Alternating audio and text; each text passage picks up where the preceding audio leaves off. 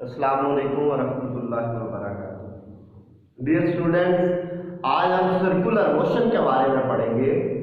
Circular motion क्या होती है? जब कोई जिस्म एक सर्कुलर पाथ में मूव करता है उसको सर्कुलर मोशन कहते हैं। जैसे कि जमीन है वो सूरज के गिर्द मूव कर रही है, एक सर्कुलर पाथ है। कोई सर्कुलर ट्रैक आ जाता है, बालों का कर्व आ जाते हैं, या आप फेरिस व्हील देखते हैं, बॉडी एक सर्कल के अंदर मूव कर रही होती है, इसको सर्कुलर मोशन कहते हैं। The motion of object in circular path is called circular motion. वो कौन सी चीज है, वो कौन सी फोर्स है जो किसी जिस्म को दायरे में हरकत करने पर मजबूर करती है?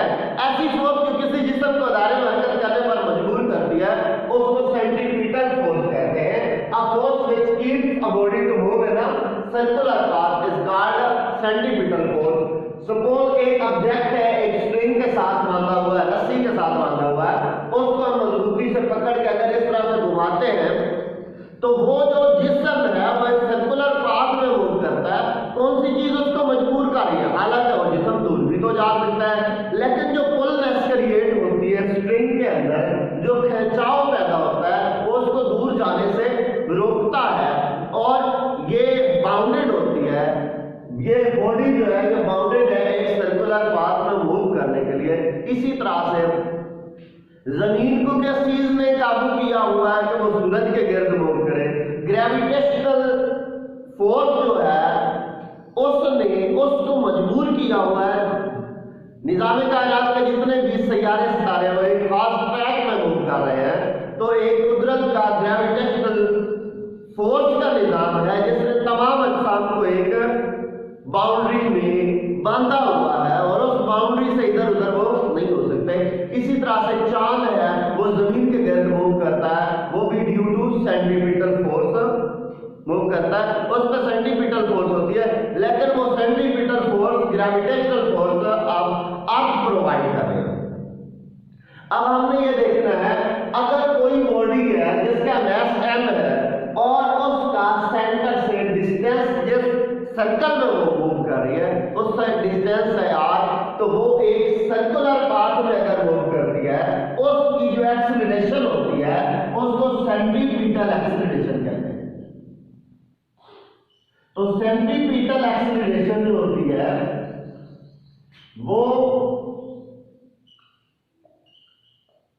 AC से उसको शो किया जाता है, ये AC से लिखा जाता है। वैसे हम एक्सीलरेशन के लिए स्मॉल a लिखते हैं, लेकिन सेंट्रीपिटल एक्सीलरेशन के लिए AC लिखा जाएगा, C स्मॉल लिखा जाएगा, और ये होती है v स्क्वायर ओवर r के। जितनी उस बॉडी की स्पीड के साथ वो मूव कर रही है उसके स्क्वायर, और उसको डिवाइड करेंगे इसके रेडियस में, तो उसकी एक्सीलरेशन इसके इक्वल होगी। अब अगर हमने सेंट्रीपिटल फोर्स फाइंड आउट करनी हो तो हम जानते हैं न्यूटन सेकंड लॉ से, न्यूटन सेकंड लॉ है F is equal to ma। लेकिन अगर सेंट्रीपिटल फोर्स की बात करें तो फिर हम F की बजाय FC लिखेंगे, C फॉर सेंट्रीपिटल, और यहाँ A की बजाय भी AC लिखा जाएगा। और अगर AC की वैल्यू इसमें पुट की जाए तो FC is equal to mv square over आ जाएगा। तो ये जो इक्वेशन है ये सेंट्रीपिटल फोर्स की वैल्यू फाइंड आउट करने के लिए अप्लाई करते हैं। अब अगर हम तेजी से टर्न लेते हैं, बस के अंदर हो, गाड़ी के अंदर हो, हम बाहर की जानिब झुक जाते हैं।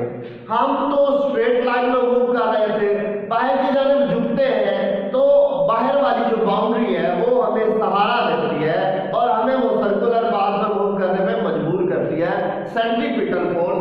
लेकिन एक force according to Newton third law of motion, एक फोर्स है जो सेंट्रीपिटल फोर्स के बरअक्स, यानी every action has reaction which is equal in magnitude but opposite in direction. तो एक ऐसी फोर्स है जो जिस्म को दायरे में हरकत करने से रोकती है, तो वो फोर्स सेंट्रीफ्यूगल फोर्स कहलाती है। Centrifugal force, a force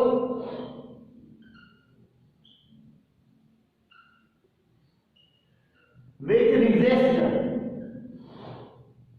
a body to move in circle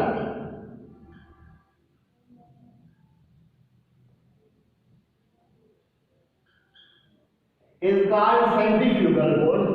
centrifugal force की वैल्यू अगर आपने फाइंड आउट करनी हो, सेंट्रीफ्यूगल फोर्स की वैल्यू भी सेंट्रीपिटल फोर्स के इक्वल ही होगी, लेकिन according to Newton's third law इनके डायरेक्शन अपोजिट है, लिहाजा सेंट्रीफ्यूगल फोर्स के लिए mv स्क्वायर ओवर r भी लिखा जाएगा, लेकिन इसके साथ साइन नेगेटिव लगाया जाएगा, तो इसको सेंट्रीफ्यूगल फोर्स कहा जाएगा। सेंट्रीपिटल फोर्स का रिएक्शन जो है उसको सेंट्रीफ्यूगल फोर्स